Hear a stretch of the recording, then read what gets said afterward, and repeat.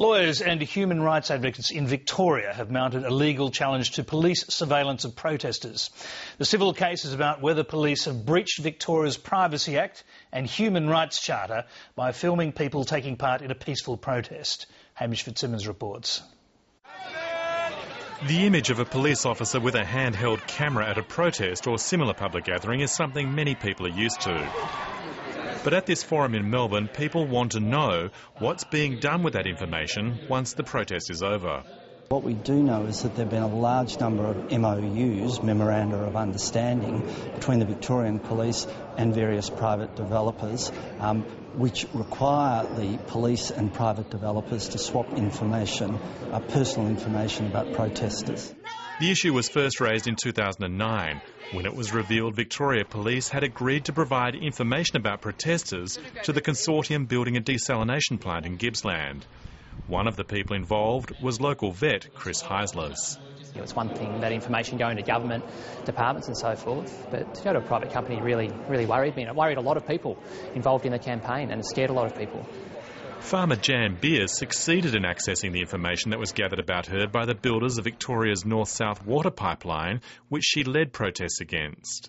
Police were privy to that information, and it was also shared with the Security Intelligence Group, who were responsible for counter-terrorism.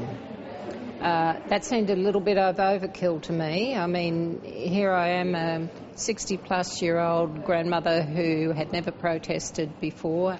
Lisa Karipis was filmed at an uneventful protest outside a power station in 2010. Months later, she formally requested the Victoria Police destroy any information on her that they'd gathered. That request was refused.